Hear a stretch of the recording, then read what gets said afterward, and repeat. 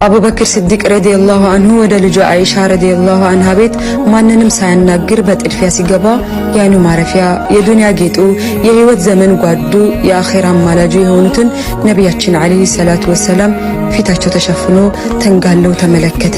አቡበክር ሲዲቅ በዝግታ ቁጭ ብሎ ፊታቸው የተሸፈነውን ፎጣ ገለጥ ሲያደርገው ያ በሰላትና በጾም የተዋበን ያ በአምልኮ ብዛት ያሸበረቀውን የነብያችን አለይሂ ሰላቱ ወሰለም ፊትን ተመለከተ።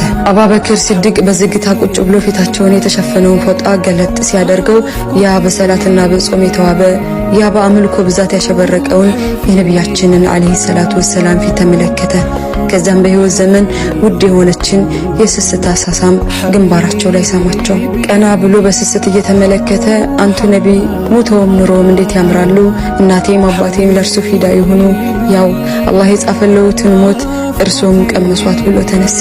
አቡበክር ሲዲቅ የህይወት ዘመን ጓዱ ነብያችን አለይሂ ሰላቱ ወሰለም በዱንያ እስር ቤት ትተውት ወደ ሰፊው አኺራ ሲሄዱ ዱንያ ጨልሞበት ልቡ ልትፈነዳ በደረሰች ጊዜ የተሰማውን ሐዘን ስሜት አላህ ይመንዳው።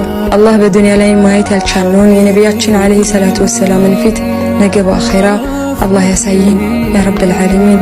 ሰሉ ዐላ አሽረፈል ኸልቅ ሙሐመድ ሰለላሁ ዐለይሂ ወሰለም። اللهم صل وسلم وبارك على نبينا محمد.